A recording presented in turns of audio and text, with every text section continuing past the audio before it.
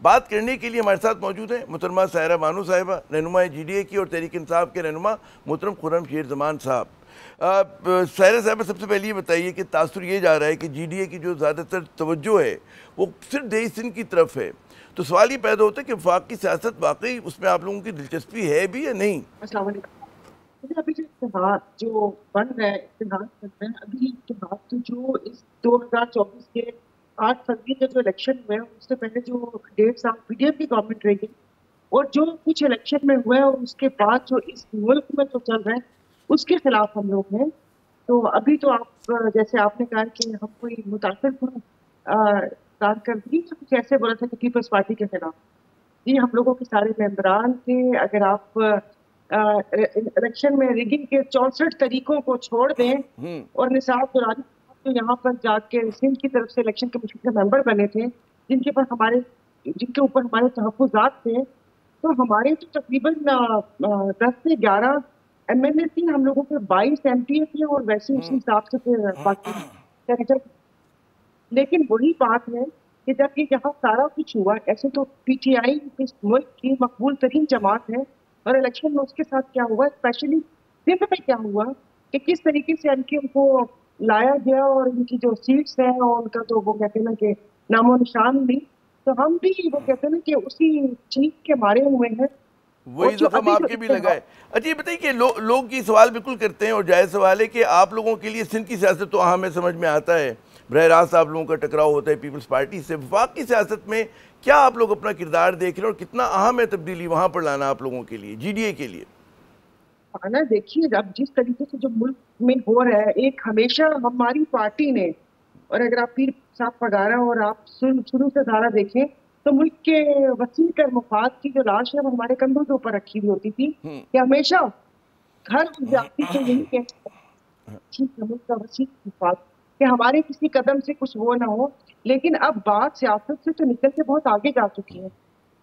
इस मुल्क में आइन कानून अवाम की जानो माल जिस तरीके से सिंध में कुछ हो रहा है, उसके बाद मैं आपको बारह कह रही हूँ कि सियासत एक तरफ जो हमारे हक के ऊपर डाका मारा जा रहा है कि चौलिस्तान की 6 कैनाल्स की बात मैं कर रही हूँ कि उसमें यहाँ स्टेक होल्डर से पूछना गवारा ही नहीं किया, मुनासिब ही नहीं समझा। और यही सारी फिर देखिए कि फिर जो सिंध, आप ज्यादा मुझे एक बात बताइएगा कि दीपक भुट्टो साहब थी वो पूरा सिंध क्लीन स्वीप नहीं कर सके, जी, मोहतरमा पूरा क्लीन स्वीप नहीं कर सकी, मोहतरमा शहादत के बाद भी इनको पूरा सिंध नहीं मिला।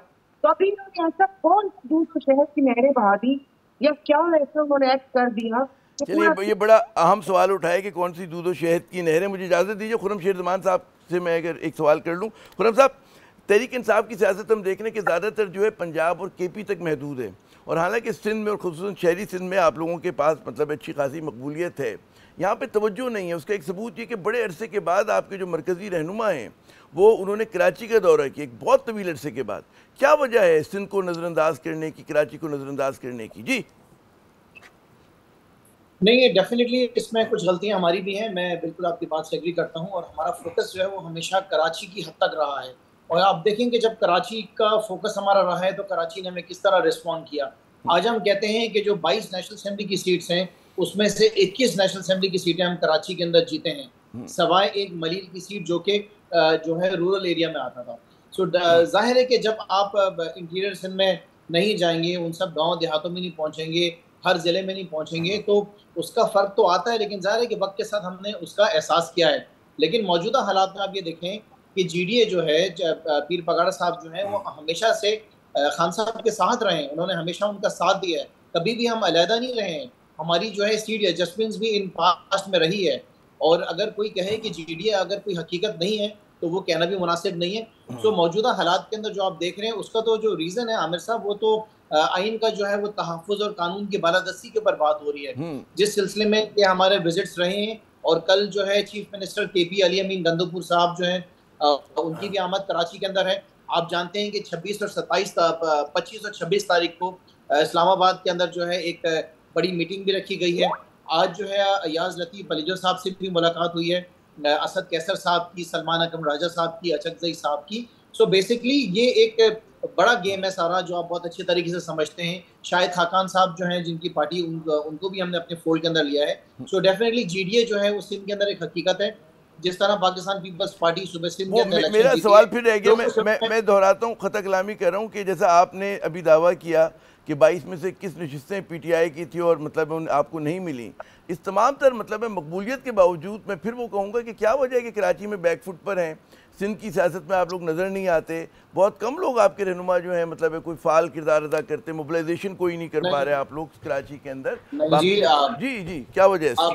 देखिए, असल में आमिर साहब, आप इस बात को देखेंगे, अगर आप हमें मीडिया की नजर से देख रहे हैं, टीवी की नजर से देख रहे हैं, तो आपको इलेक्ट्रॉनिक मीडिया के अंदर तो पीटीआई कहीं नजर नहीं आएगी। लेकिन अगर आप सोशल मीडिया में जाएंगे तो हमारे जो सिंध के सदर हैं हलीम आदिल शेख साहब, वो आपको सिंध के दौरों में पूरा महीना भर नजर आएंगे। इस वक्त भी सिंध के दौरे में है, आज से हफ्ते पहले भी थे, और बहुत जबरदस्त रिस्पॉन्स हमें मिल रहा है। सो आगे भी इंशाल्लाह ताला आप देखेंगे कि सिंध के अंदर जो हमारा आगे का जो हमारा फोकस है, वो जाहिर है कि हमने सिंध में अपनी हुकूमत बनानी है।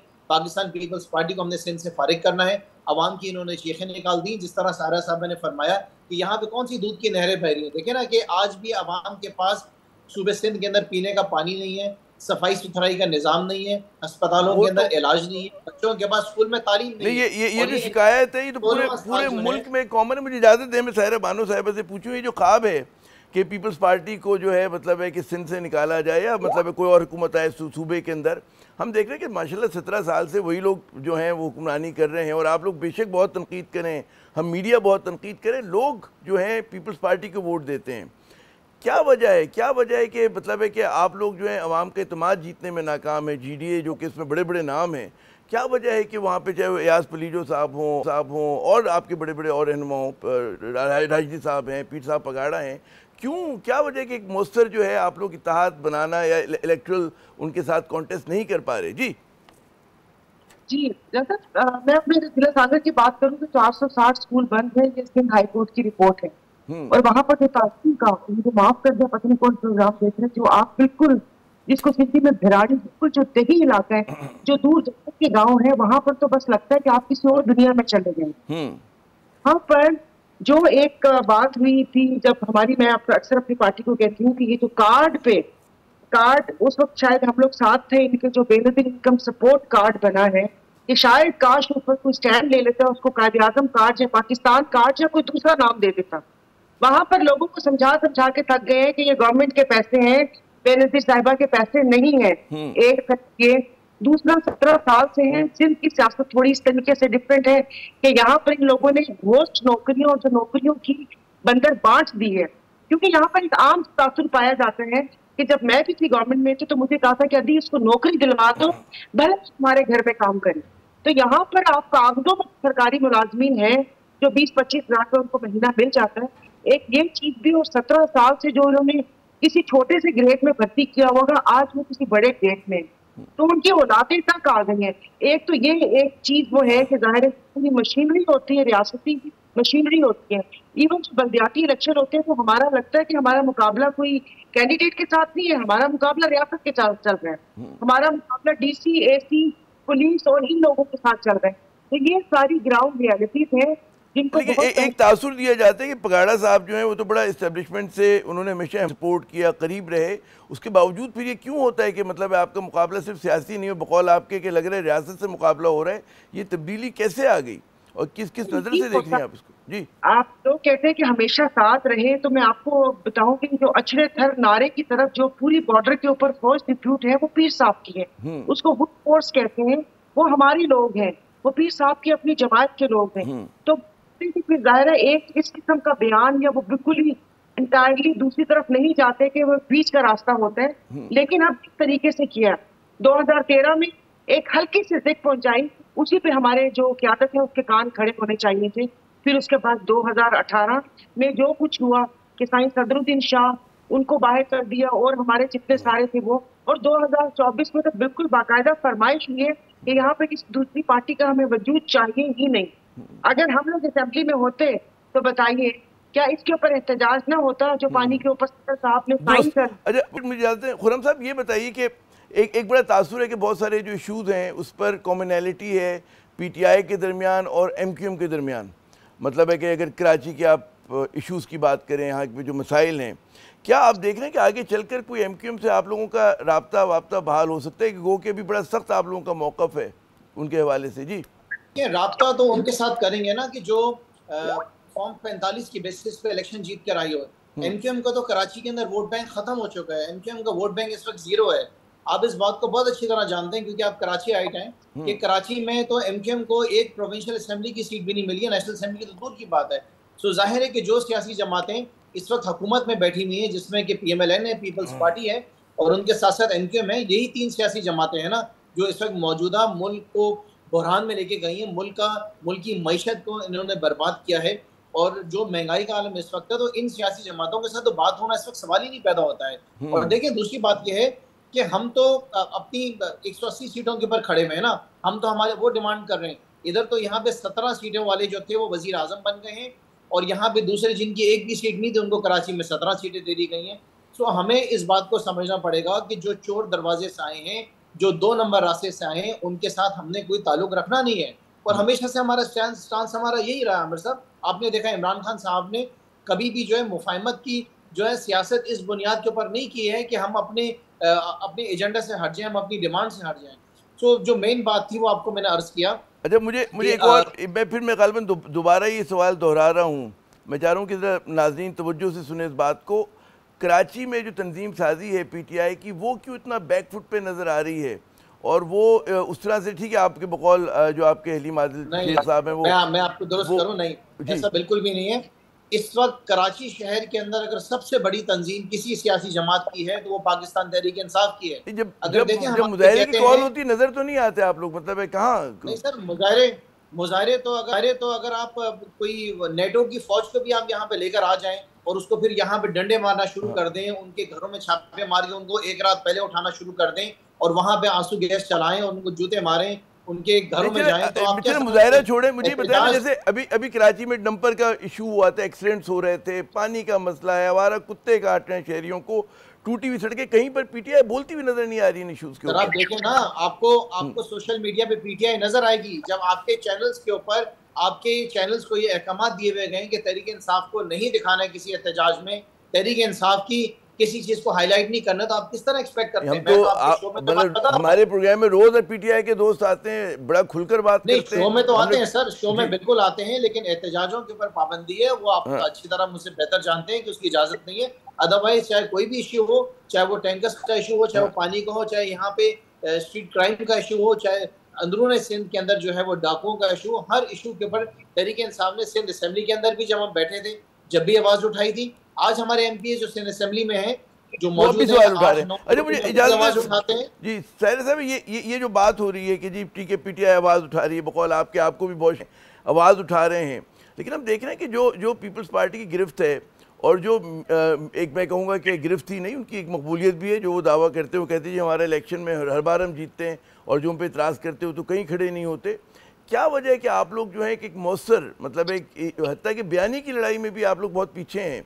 मैं GDA की अगर बात करूँ सर, अभी जो खुर्रम शेख जमान साहब ने बोला कि मुझे तो यहाँ पर पूरे 1-1.5 माह से, मतलब मैं तो प्रोग्राम में आ भी नहीं सकती थी, और ये जो हमारे सिंध के चैनल है, क्योंकि आपने मुझे सिंध के चैनल पर देखा, भले वो KTN हो, सिंध हो, आवाज हो, जो यहाँ के K21 है, आपने मुझे यहाँ इस सूबे के किसी चैनल पर देखा?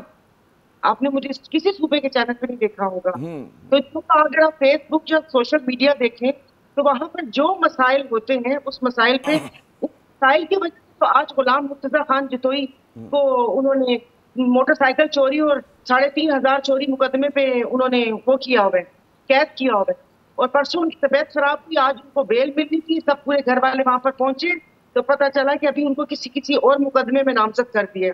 तो तकलीफ है तो तभी तो मुकदमे नामजद हो रहे हैं।